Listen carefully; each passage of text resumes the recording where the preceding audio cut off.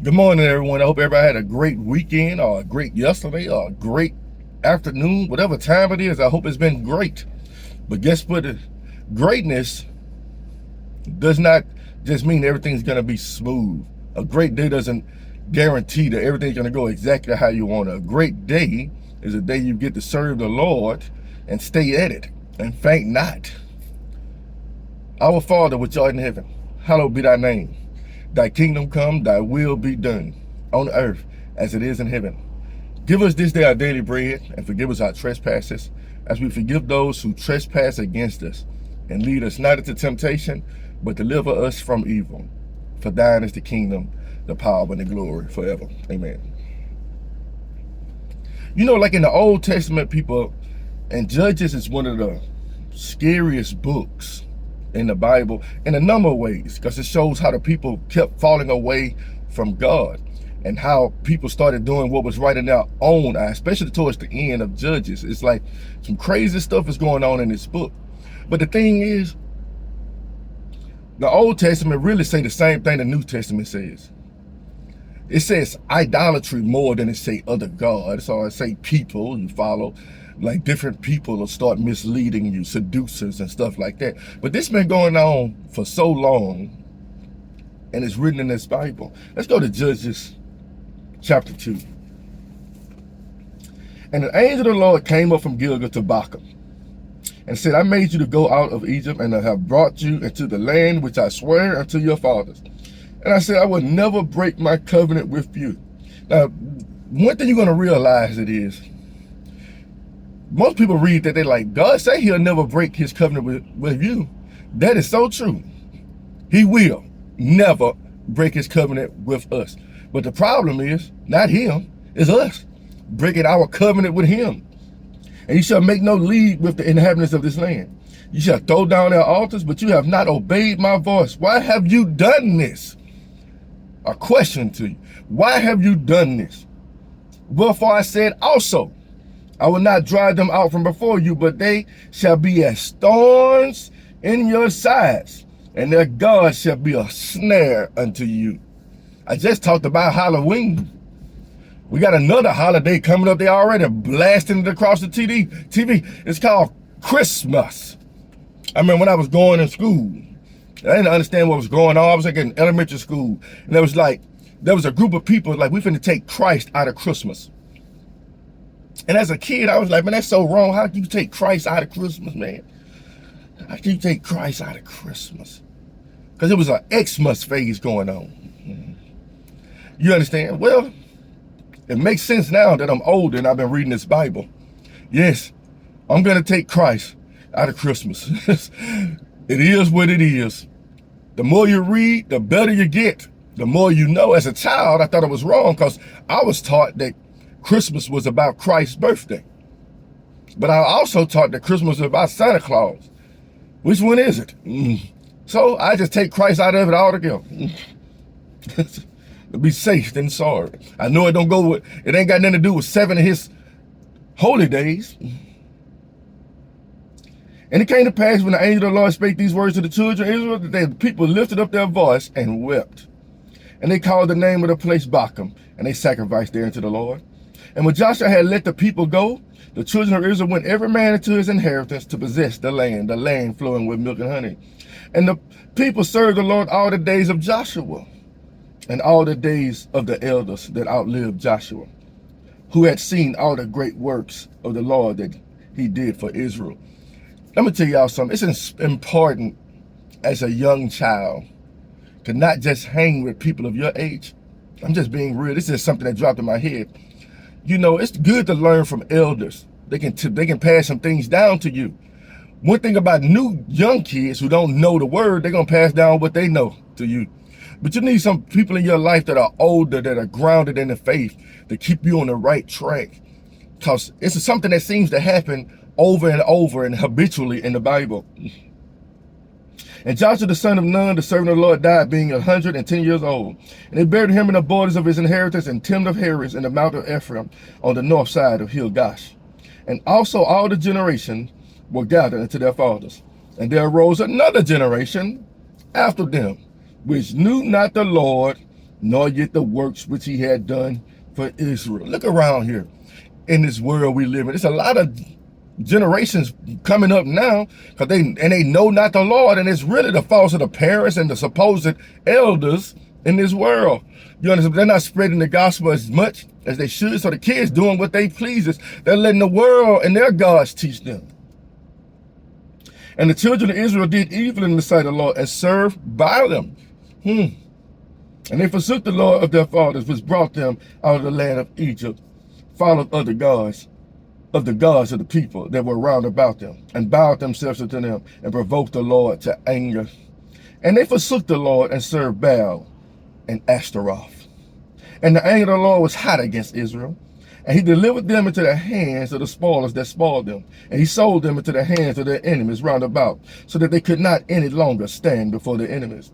Wheresoever they went out, the hand of the Lord was against them for evil, as the Lord had said, and as the Lord had sworn unto them, and they were greatly distressed. Nevertheless, the Lord raised up judges, which delivered them out of the hand of those that spoiled them. One thing you're going to realize, people, can I tell you a secret? Especially people who don't know God, who are trying to find him. One thing about it, God's always going to send someone your way. If you seek him, you will find him. You know, there's a lot of people that are praying to the Lord. They're praying to the Lord. And the Lord is sending people that way. People who are equipped with the word of God. And they're trying to tell them and warn them. And then you know what the thing is? People pray to have so many problems, and they'll reach out to certain folks, and then those certain folks always got to say the same thing. You know what helps me is God. Well, I don't really want to hear that. All right. Well, I said what I need to say. Do what you do. You understand? Obviously, for you to come to me with your problems as a child of God, or come to anybody else with your problems as a child of God, obviously you're looking for something that I'm going to lead you to. So I'm going to tell you about God. And if you don't listen, that's on you. When you pray to God, he will send somebody to tell you the right way. He does it all the time. Nevertheless, the Lord raised up judges which delivered them out of the hand of those that spoiled them. Now, we can be a judge. We can deliver other people through Christ, through the blood of Christ, leading them to the right direction. And yet they would not hearken unto their judges. Sometimes people just ain't hearkening to your voice. He said, they don't hear your voice, they don't hear mine, because you're speaking for him, right? And yet they would not hearken to their judges, but they went a-whoring after other gods, and bowed themselves to them. They turned quickly out of the way, which their fathers walked in, obeying the commandments of the Lord, but they did not so. And the Lord raised them up judges. Then the Lord was with the judges and delivered them out of the hand of their enemies all the days of the judge. But you got to understand, this is like a forgetful people. It's like, long as they got a leader there that's going to lead them in the right direction, they're going to follow that lead. That's why I always tell people, everybody ain't meant to be leaders. But you got evil leaders too now. But God always raises up for somebody in your life that can be a leader, a spiritual leader. And when the Lord raised up them judges, the Lord was with the judge and delivered them out of the hand of their enemies all the days of the judge, for it repented the Lord because of their groanings by reason of them that oppressed them and vexed them. And it came to pass when the judge was dead, that they returned and corrupted themselves more than their fathers, and following other gods to serve them and to bow down unto them. They ceased not from their own doings, nor from their stubborn way. So what you see what's happening in the land? God raised up a judge, the judge dies, they forget, they get worse. They raise up another judge, he dies, it gets worse. The people get worse and worse. It's like nothing they've been taught is soaking in. Maybe it's got something to do with the soul and the seed, the devil, the evil one coming and taking it away from them. Or when trials and tribulation come on, or when the judge did, well, let's go back to worshiping the other gods. And the anger of the Lord was hot against Israel. And he said, because that this people have transgressed my covenant, which I commanded their fathers, and have not hearkened to my voice, I also will not henceforth drive out from before them of the nations which Joshua left when he died. Why? That through them I may prove Israel. So all y'all people that are walking in this perverse and wicked and adulterous, whorish nation that is called America, faint not. Stay at it. Just because everybody else doing it, don't mean you got to. You stay at it, because you're in your approval phase. Therefore the Lord left those nations without driving them out hastily, neither delivered he them into the hand of Joshua. Let me read chapter 3 right quick. Now these are the nations which the Lord left to prove Israel by them, even as many of Israel as had not known all the wars of Canaan, only that the generations of the children of Israel might know, to teach them war, at the least such as before knew nothing thereof, namely 5 lords of the Philistines, and all the Canaanites, and the Sidonians and the Hivites that dwell in Mount Lebanon, from Mount Baal Hermon unto the entering in Hamath. Now think about this, people. Look at America. Why are some of our enemies still on attacking us, still against us, still hate us? What you think happens when we start rebelling against God? You get more enemies. He's not going to drive the enemy out of our land if we ain't doing what we're supposed to. He's going to let them reside there. Now you're in your approval phase. But don't be mad. Don't be upset. Work out your own salvation with fear and trembling. And they were to prove Israel by them, to know whether they would hearken unto the commandments of the Lord, which he commanded their fathers by the hand of Moses. And the children of Israel dwelt among the Canaanites, the Hittites, and the Amorites, and Perizzites, and Hivites, and the Jebusites. And they took their daughters to be their wives, and gave their daughters to their sons, and served their gods. And the children of Israel did evil in the sight of the Lord, and forgat the Lord their God, and served Baalim and the groves. Therefore the anger of the Lord was hot against Israel, and he sold them into the hand of Cushan, wait, this is a word for you, give me some practice in it. Cushan Rish Hataim, king of Mesopotamia. And the children of Israel served Cushan Rish Hataim 8 years.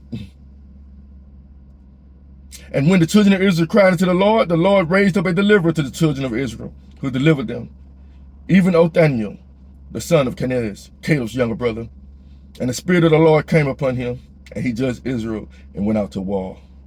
And the Lord delivered Cushan Rishathaim, king of Mesopotamia, into his hand, and his hand prevailed against Cushan Rishathaim. You see a pattern here. You see, God always sends somebody your way to help you, to assist you when you cry to him. See, the Lord's word is perfect.